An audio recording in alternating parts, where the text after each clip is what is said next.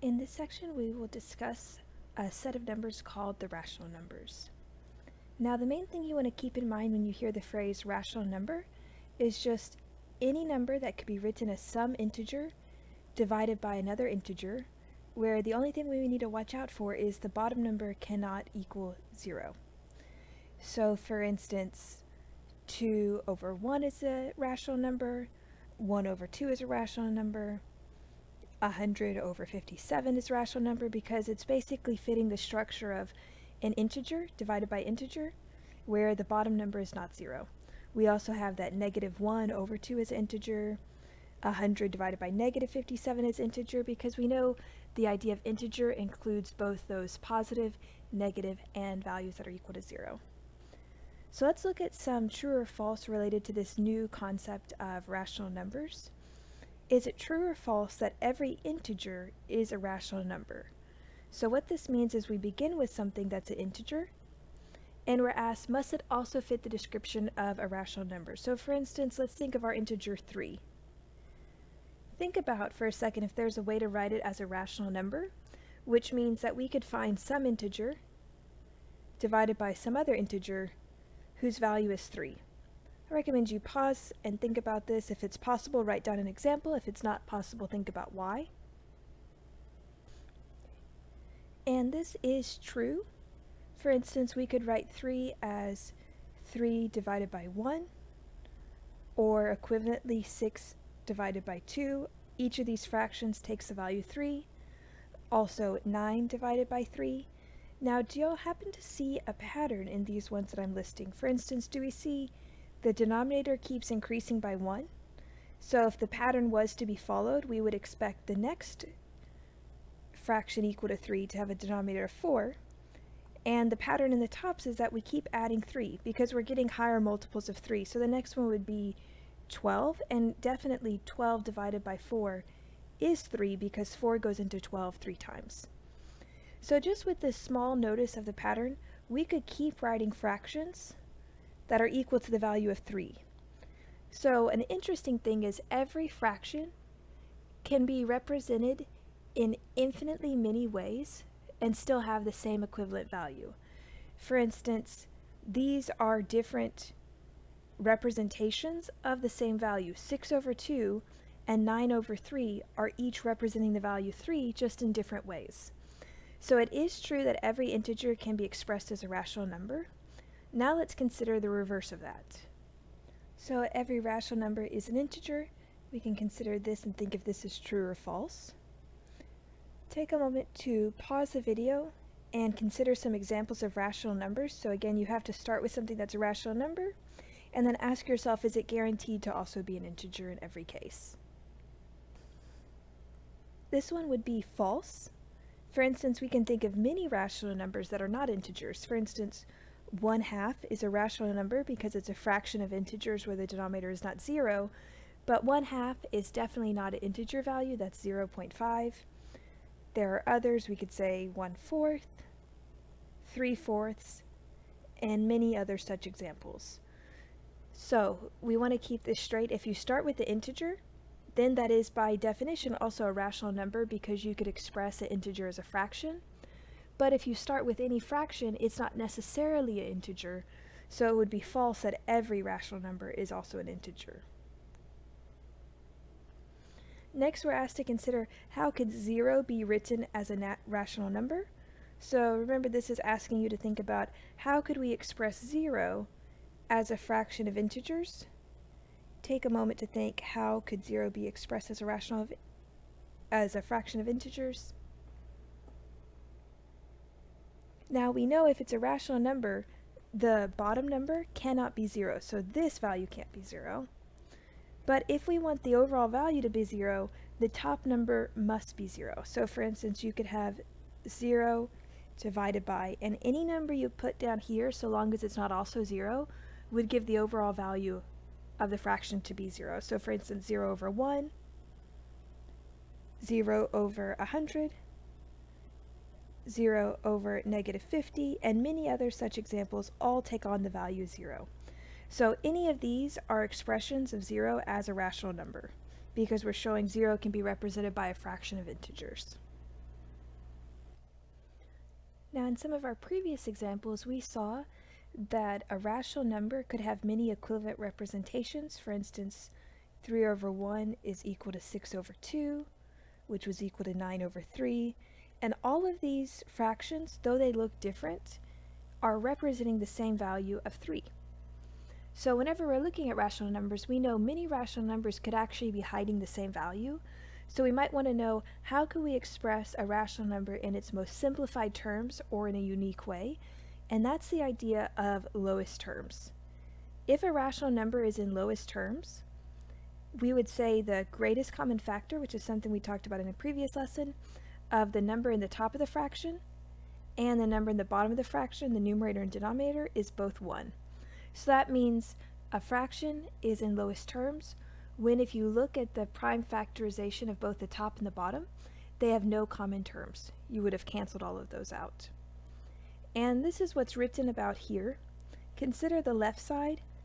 Notice the numerator, or the number in the top, is a times k, and the number at the bottom of the fraction, the denominator, is b times k. We've got only multiplication, and we see that we've got a common factor above and below of k. So what happens in irrational numbers, when there's a common factor being multiplied in the top and the bottom, you could imagine those canceling, because what happens is k over k actually is the value of 1, and multiplying by 1 doesn't change anything. So we imagine that these cancel, and we're left with only the non-repeating terms of a divided by b. So let's see this in our first example. We're asked to write 36 divided by 52 in lowest terms. And whenever you're asked to do a problem in lowest terms, your first step is to find the prime factorization of both the top and the bottom number, because we need to know what are their factors so that we can look for common factors and cancel them out. So I would make my factor tree of 36 and 52.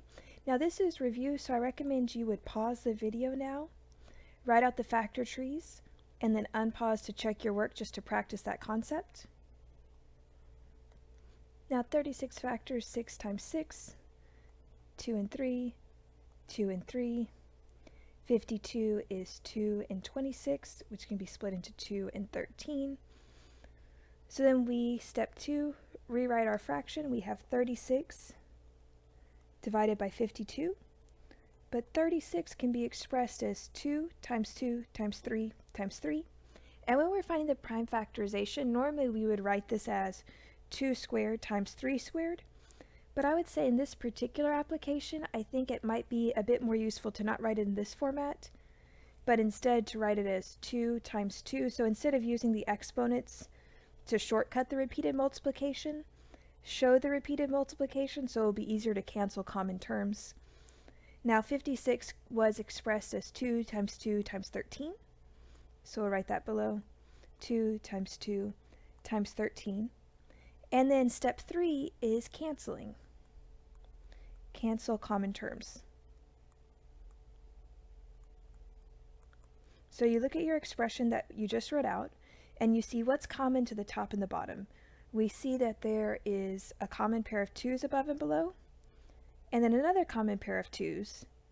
But then the remaining terms are not common, because a 3 and a 3 and a 13, those are not common to each other, so we are going to cancel the first pair of 2's above and below, cancel the second pair of 2's above and below, but then nothing else cancels. So then step 4, write the remaining fraction.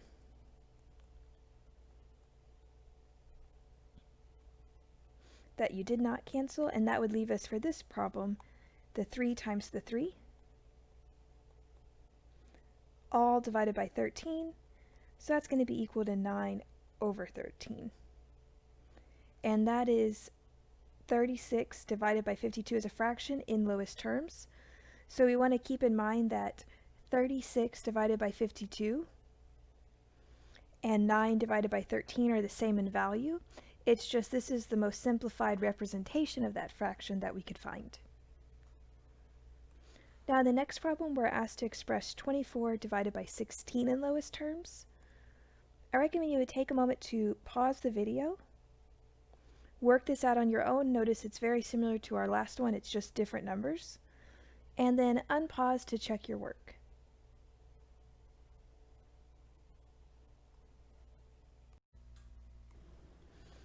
as we work through this problem, we begin as before off to the side to write the prime factorization of both the top and the bottom number.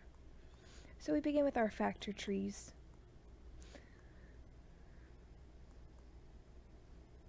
And we keep writing until we get down to only prime numbers.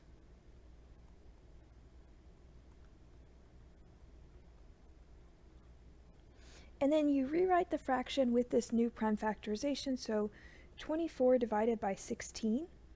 Well, we know 24 can be written as 2 times 2 times 2 times 3, and while normally we would write this as 2 cubed times 3, in this particular case we're going to write the multiplication out and not show it as the exponent, because I think that will help us cancel terms as it comes up. And now 16 is 2 times 2 times 2 times 2.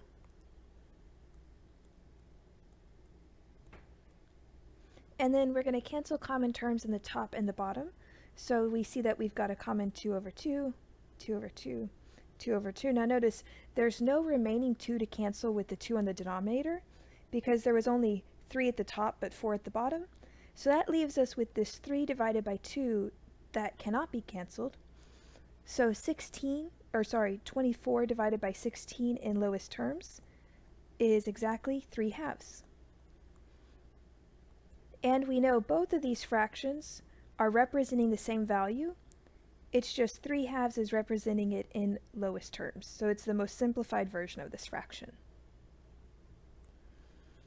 Now we know that fractions can represent the same value but look different. For instance, 24 divided by 16 is actually equal to 6 divided by 4. But how could we easily tell that these are representing the same value, especially if we didn't have a calculator? Now, if we had a calculator, you could just type in both representations. For instance, 24 divided by 16, okay, we're going to remember that's 1.5. 6 divided by 4, we also get 1.5. So if two fractions give you the same decimal value, then they are equivalent fractions. But supposing we did not have the calculator, what we could do is two fractions are equal. In our case, we're abstractly writing this as a over b equals the fraction c over d. If this is true, a times d equals b times c. But where are these letters coming from? It's actually a very neat pattern. The top of one multiplied by the bottom of the other, if the fractions are equal, should equal the bottom of one times the top of the other.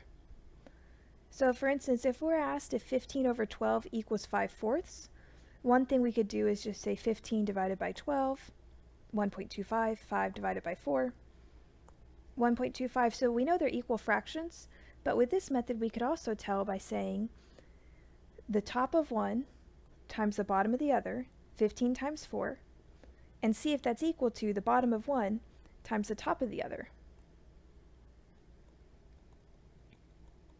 15 times 4 is 60, 12 times 5 is also 60, and since these are the same, we know that the fractions are equal. So 15 over 12 is indeed 5 over 4.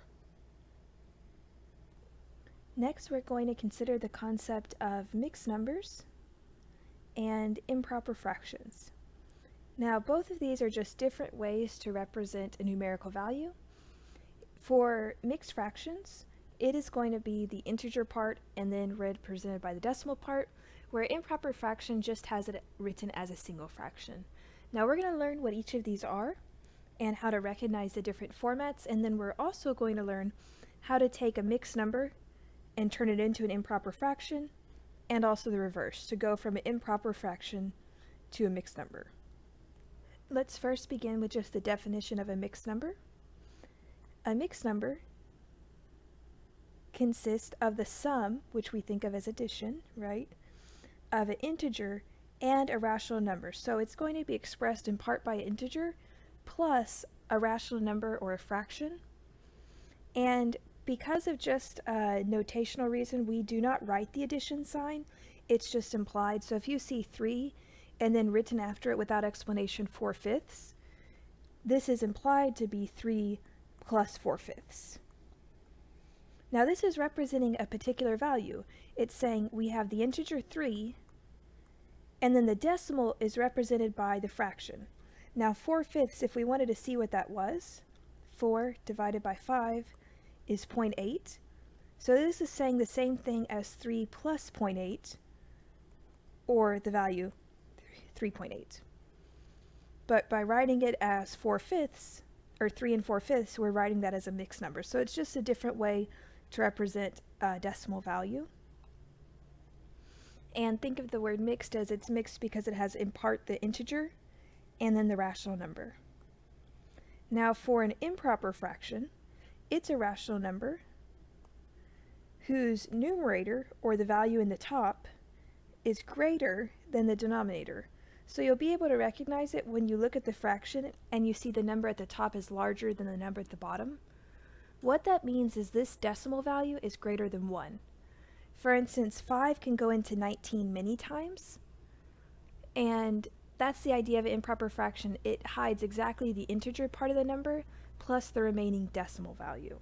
So 19 over 5 is an improper fraction. So now we're going to learn how do you take an improper fraction and turn it into a mixed number. Now we're going to begin with 32 over 6, and I know this is an improper fraction because the number at the top is larger than the number at the bottom. The way you would turn a mixed number or an improper fraction into a mixed number is, step 1, actually get your calculator and divide the fraction. So I took the 32 and I divided it by 6 and I got 5.3.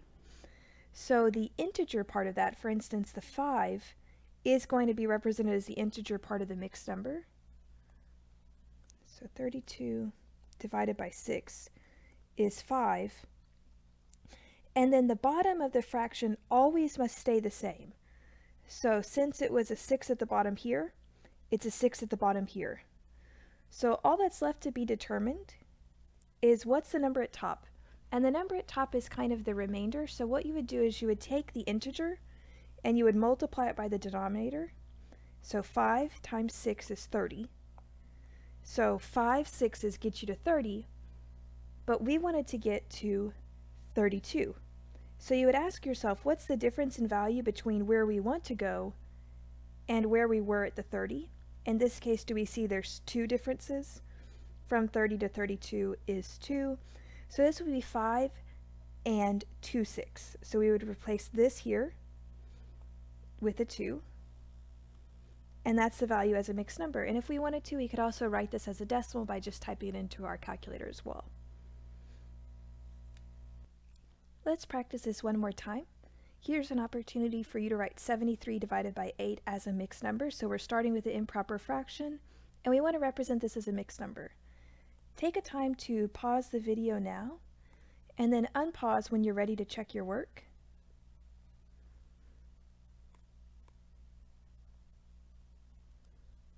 So we begin as before. We type in the fraction into our calculator, 73 divided by 8. This is what's going to tell us the integer part of the fraction, so 9. So I write out the 73 divided by 8 is 9.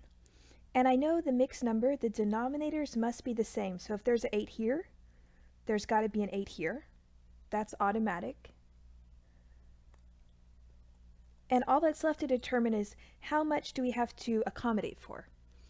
So we want to get to 73 over 8, but the 9 and something over 8, the 9 times the 8 would get you to, let's check, 72, but we want it to be at 73.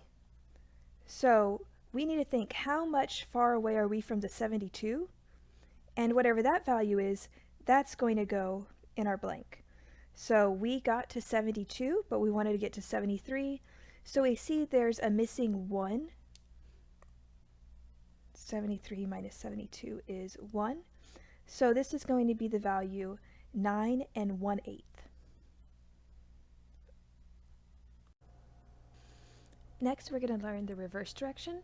We are going to go from a mixed number to an improper fraction. So here we have the mixed number 5 4/7. And the way to change it to an improper fraction is similar to before. The denominator must stay the same. So since the fraction part of the mixed number is divided by 7, we know for the improper fraction, it must also be 7. So we could just write that down immediately. And then the way you find the number at the top is twofold. Step 1, you take the integer part and you multiply it by the denominator. So we're going to take 5 times 7 in our calculator, and we get 35. And whatever that is, you add that to the number at the top. So we're going to add 4, and that would give us 39. That's the value of the top, which was, again, the integer times the denominator, and then we added the number at the top, and that's what gave us the 39. So integer times denominator plus the top number. So as an improper fraction, 5 4/7 is 39 over 7. Now let's take a moment to attempt this on our own. So in this next example, you're asked to write 6 3/8 as an improper fraction. This would be a great time to pause the video, work on this yourself, and then unpause to check your work. We know an improper fraction is just some number at the top that's larger than the bottom number at the bottom. Step 1 is we know the denominator of the mixed number is the same as the denominator of the mixed fraction. So I write an 8 there. Now how do I find the number at the top? I take the integer times the denominator, and then I add the top number. So 6 times 8 is 48, and then I add the 3 at the top, and that would get me to 51. So as an improper fraction, it's 51 divided by 8. And just to see those steps written out, we took the 6 and we multiplied it by 8 to get to 48. We added the 3 to it, and that got us to 51, which is the number at the top. So integer times denominator plus the top. Now the remaining part of this lesson is going to review adding, subtracting, multiplying, and dividing fractions. And within those 4 operations, remember, if you're dealing with fractions, actually adding and subtracting fractions is generally a little more complicated than just multiplying or dividing them. So whenever we're asked to add or subtract fractions, we do exercise a little caution and make sure we're doing it correctly. Let's first have just a small aside to try to understand why we need to take such care when adding and subtracting fractions. Now fractions represent part of a whole. So if we have the fraction 1/2, that means split the whole into 2 pieces of equal amount, and we only have half of that. So I'm shading in the fraction of 1/2 because our whole is split into 2 pieces and we only have one of them. Similarly, the fraction 1/4 means split the whole into 4 pieces and you only have one of them. So we could visualize something like this.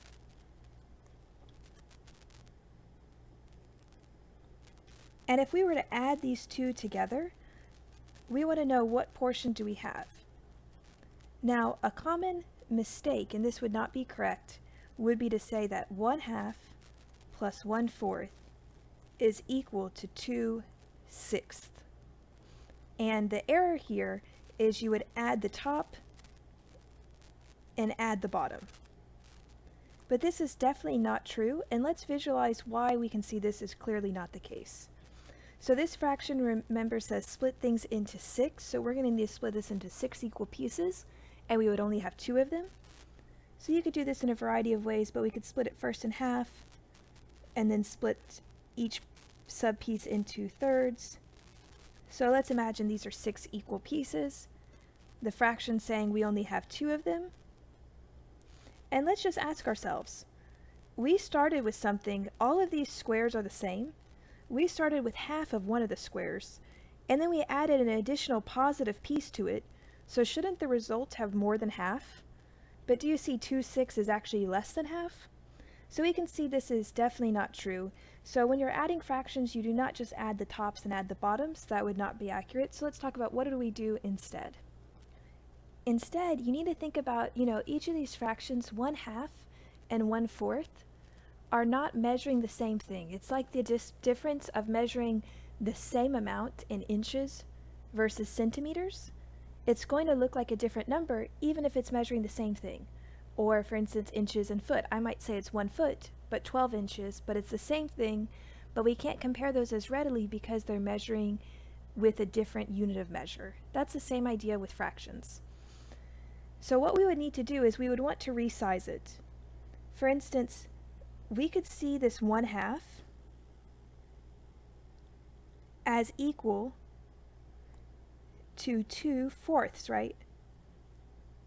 1/2 as a fraction is equivalent to the fraction 2/4. And we can see that it still keeps us half of the thing shaded. And now we're measuring the same amount, so we could split our new square into fourths. And then how many of these fourths do we have shaded? Well, we have 2 of them shaded from the first piece, plus an additional 1 of them shaded there, will leave us with 3 of them shaded in the final piece. So we've got 2 from the top, plus 1 from the bottom, and that would leave us out of the 4 pieces, 3 of them being shaded. But the way we determined this was, instead of seeing these fractions as different denominators, notice we did have to seek to get the same denominator before we could worry about adding these. So whenever you're adding or subtracting fractions, you're going to need to get a least common denominator first. And we'll see how you would do that exactly in our next example, but this was just an introduction into why we need to get those common denominators so that we're measuring the same quantities and we can actually compare and add them. So here we're being asked to add 2/15 plus 1/10, and my immediate thing when I'm asked to add fractions is I look, are the denominators the same? And if they're not, I know I have to do a particular process. The denominators are not the same, they're 10 and 15. So since these are not the same, we need to find a least common denominator, which is called the LCD. Denominator is just the fancy word for the bottom of the fraction. So how do we go about this process to get the least common denominator? First, I think it can be helpful, although there can be faster ways, particularly if you're comfortable with the times tables and things like that. You could technically just see the least common denominator. For instance, in this case, it's 30.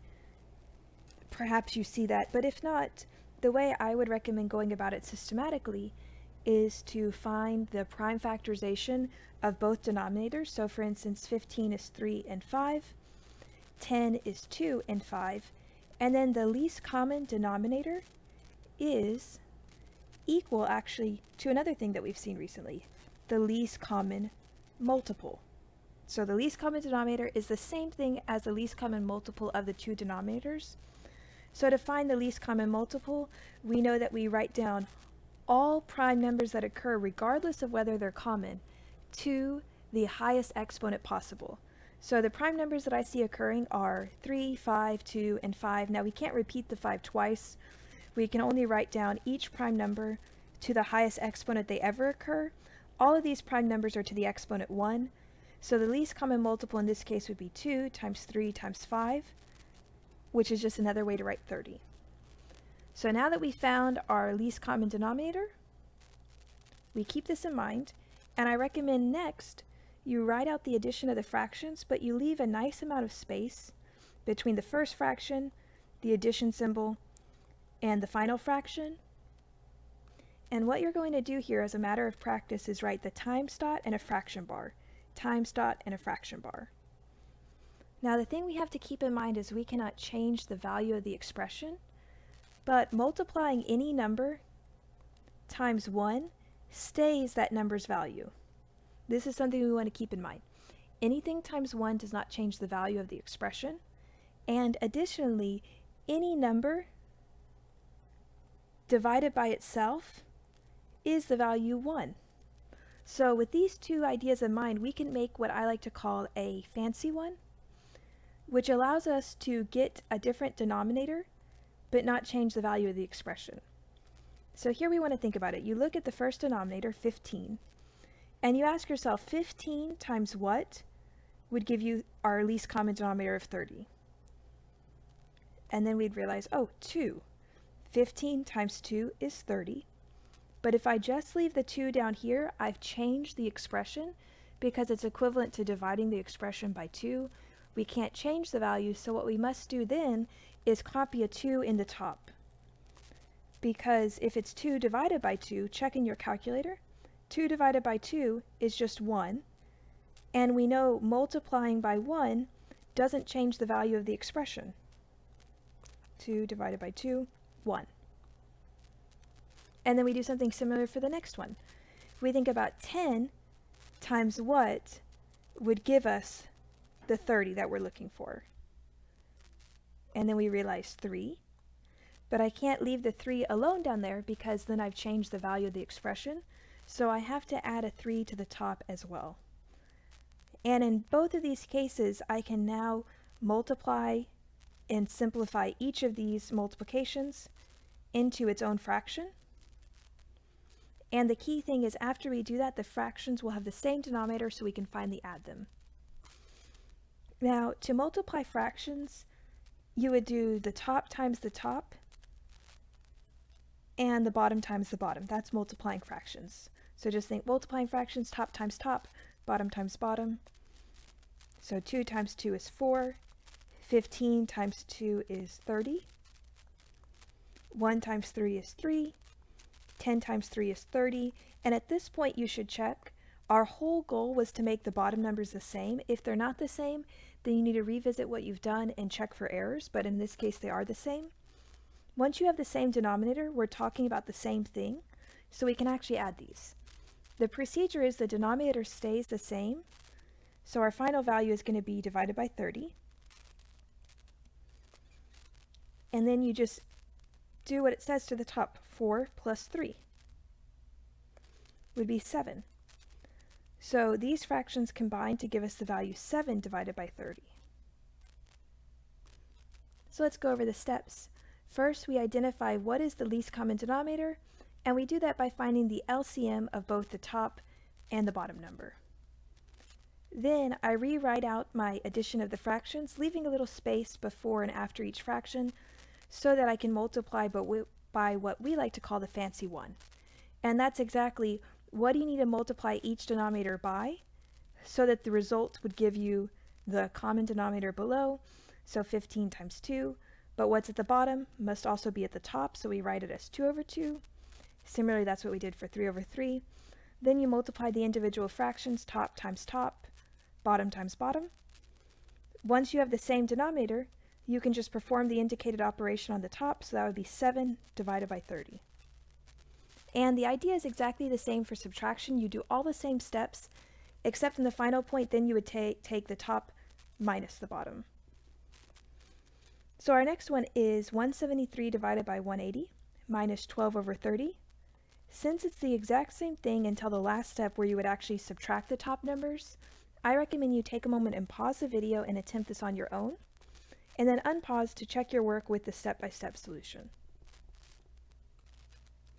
So first we just visually inspect our denominators and we ask ourselves, are they the same number? In this case they're not, so our first step is to find the least common denominator, which we know is just the least common multiple of both of the bottom numbers in the fraction. Off to the side I'm going to start my factor trees. 180, 30, this gets the prime factorization of both.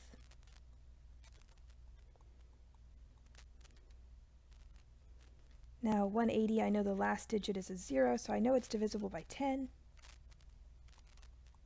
And as we talked about in our previous lessons, remember the middle parts of our factor trees, depending on how you start dividing, might look different, but the bottoms will always be the same. We're all going to get the same prime numbers at the bottom of all the factorizations.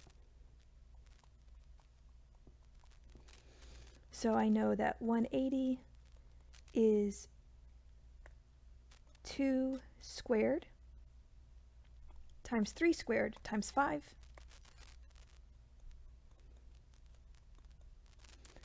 $30 is just 2 times 3 times 5. And for the least common multiple, remember you write down all the common or any prime, even if it's not common. And then the exponent that you choose is the highest exponent possible. So between the exponents on the 2 of 2 and the implied 1, we're going to choose the 2 because that's the highest. For the exponent of 3 between the 2 and the implied 1, we're going to choose the 2 because that's the highest. Both of our 5s just have an implied 1, so that will stay as 1. But the least common multiple happens to be 180. And this makes sense because 30 actually divides into 180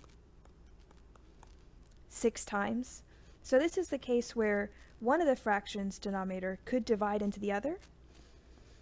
So once we know our least common multiple, we are going to rewrite out our operation, 173 divided by 180. We leave space for our fancy ones. And then we think about it. 180 times what would get us our least common multiple of 180? In this case, we're already where we want to be. We're already at 180. So you could just multiply this by 1 over 1, or not even write it because this denominator does not need to be changed because it's already the 180 we were wanting. So sometimes you don't have to change both denominators. It just depends on the mix of numbers. Now for the next one, we ask ourselves, 30 times what equals 180? And if that's not very familiar to us, just mental math, then what you could do is you could take the least common multiple and divide it by the denominator that you have. So 180 divided by 30. That tells us 30 times 6 gives you 180. So we're going to write this as a 6. And one thing I just recognized that I did wrong. Do we see here it was a minus and I wrote a plus? You do have to keep the same operation, so that should be minus. Sorry about that error. Now if we just have it divided by 6, we're actually changing the value, so we must match it with the top must also be by 6. So the top fraction is just written as is, but the next fraction could be simplified. We know multiplying fractions, top times top, bottom times bottom. So we rewrite the first fraction until we're ready to subtract. 12 times 6, we could check this in our calculator, that's 72. Divided by 30 times 6 is 180. Again, this is just our mental check. At this point, these better be the same. That was the whole goal, and they are. So at this point, we can simplify. We are going to write it as a fraction where the denominator must stay the same. And then you just do the operation described by the top of the fraction. 173 minus 72. And that would give us 101. So this fraction, subtraction, simplifies to just 101 divided by 180. We already saw how to multiply rational numbers. We kind of discussed that embedded in our adding and subtracting rational numbers. But just a quick reminder, it is the top times the top divided by the bottom times the bottom. So if we were trying to find 3 divided by 5 times 8 divided by 10, that would just be the top times the top divided by the bottom times the bottom. 3 times 8 is 24. And 5 times 10 is 50, so this would be the value 24 divided by 50. Now do watch out, sometimes your homework problems or the quiz problems might give you the instruction to find each product, and then it might continue to say, write your answer in lowest terms. So if it says that, perform the first part where you just find the product as you normally would, and then once you've got your final answer, that's when you worry about simplifying. And if you remember, we talked about finding lowest terms earlier in these notes. For instance, back on our first page was all about taking one fraction and writing it in lowest terms. So we would just have to layer that approach at the end once we get our final answer. So for instance, if we were asked to write our final answer in lowest terms, then off to the side, we would just write the prime factorization of 24 and 50, because we know we're going to cancel any common terms.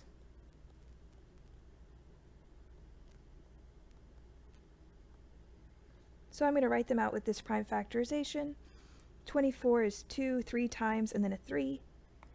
50 is 2 5s and a 2. And for lowest terms, I'm not going to write these as exponents. It's easier to see the cancellation if it's not written in terms of exponents. And here we're going to cancel any common terms that we see above and below. So there's a 2 that's common to both above and below. Nothing else is common, so that would leave us with 2 times 3 all over 5 times 5 2 times 2 times 3 is 12. 5 times 5 is 25. So although we had multiplied the two fractions correctly in this step, if the instruction said write it in lowest terms, we would need to then go further, simplify this to lowest terms, and this would actually be our final answer.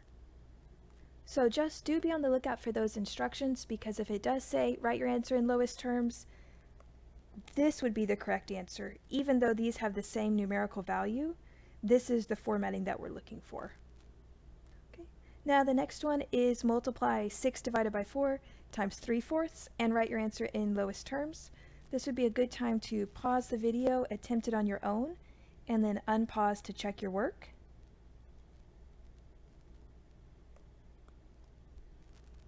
We know in multiplying fractions it's top times top, bottom times bottom, so that would give us 18 divided by 16.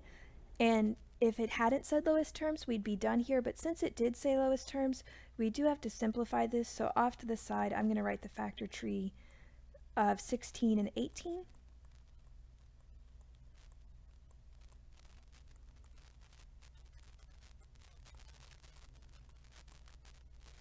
We look at the prime numbers. 16 is 2 4 times, 18 is a 2, and then 2 3s. So put the factors of 18 at the top since it was a top number, factors of 2 at the bottom. And then we look and we cancel any common terms, so we see we've got a common 2 here. Nothing else would simplify because the remaining 2 3s have nothing in common with the remaining the remaining 2 3s have nothing in common with the remaining 3 2s. So that would leave us with, which could be simplified as 9/8. So remember, 8 over 16 is equivalent in value to 9/8, but if we're looking for our answer in lowest terms, we would need to answer the 9/8. Now for dividing fractions, or the fancy word for that, dividing rational numbers, we need to just remember 3 key phrases. When you've got one fraction a over b divided by another fraction c over d, we want to remember the phrase keep it, change it, flip it, which we should think of keeping the first fraction as the same. That's our keep it. Change the sign to multiplication. That's our change it. And then flip it means reverse the order. What was at the top of the fraction should now be in the bottom of the second fraction. What was at the bottom of the second fraction should now be in the top. So if we notice, we started with c over d, and we ended with d over c. And then at that point, it's just fraction multiplication, which is top times top, bottom times bottom. So it would be a times d over b times c. So our key phrase, keep it, change it, flip it. Let's apply this to our first example.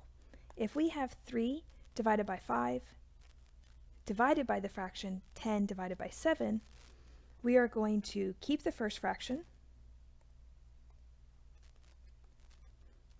change the sign to multiplication, and then flip the second fraction. So before it was 7 over 10, now it's going to be 10 over 7. And now it comes down to fraction multiplication, top times top, bottom times bottom. So that would give us 30 divided by 35. And if the instructions say write your final answer in lowest terms, then you might need to take the additional step to writing this fraction in lowest terms. In this case it doesn't, so we can leave it here, but we would know how to do that if asked. Now for the next one, it's no different, except with this -4/9, we would just have to multiply that and remember that 4 is negative. So why don't you take a moment to pause the video and attempt this on your own. Remember, follow the phrase keep it, change it, flip it. Unpause to check your work for this one. So we're going to keep the first fraction, change the sign, and then flip the second fraction. Top times top, and here we might want to reference our calculator. So I would have -4 times 14. And my calculator didn't have a negative, but I just am going to remember that that's -56, because negative times positive is still negative. So we would have -56. 9 times 3 is 27. And of course, if we were asked to write in lowest terms, then we would need to consider writing it in lowest terms. In this case, we weren't, but we do know to watch out for that in the future. Now, our last example, -9 divided by 5/9, we know how to work with this if we are dividing a fraction by another fraction. But right now, -9 doesn't look like a fraction, but going back to the very beginning of our notes, we know every fraction can be written as, every integer can be written as a fraction. The easiest way to write an integer as a fraction is to just put that integer over 1. And if we want to verify, you can type in your calculator -9 divided by 1, and you would get -9 back as a result. So the first step is to write our integer as a fraction, and then we can follow our keep it, change it, flip it. We keep the first fraction, change the sign, flip the second fraction,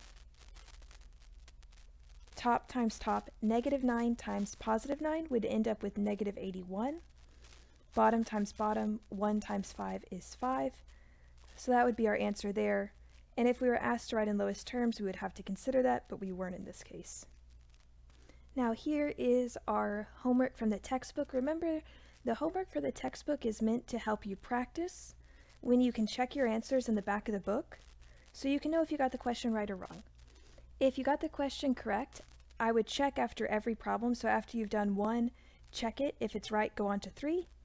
And if it's incorrect, try to see if you can see why and correct it. And if you can't, I highly encourage you to take a picture of your work and send it to me, and I'd be happy to make a clarification video for you and send that back.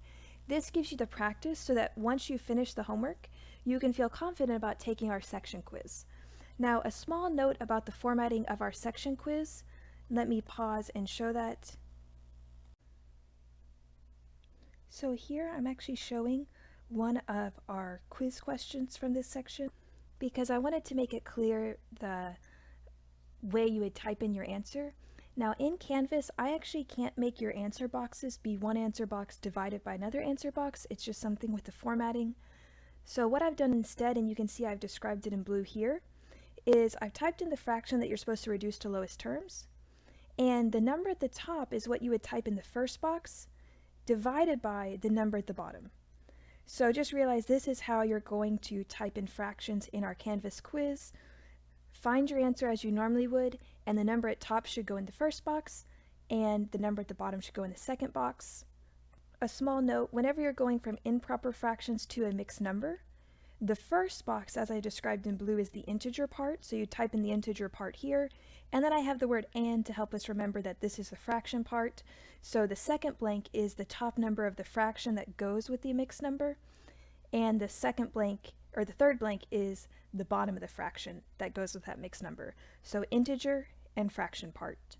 Now, some of our problems tell you to reduce the answer to lowest terms, so make sure after you perform the indicated operation, you ensure that your answer is in lowest terms. If it's not in lowest terms, even if it's an equivalent value, it would not be correct. So do make sure you watch out for that formatting. So that's just a brief overview of some of the formatting for this quiz, just so you're not taken by surprise when you see it formatted in this way. If you have questions, don't hesitate to reach out. I'll be happy to answer them. Thank you.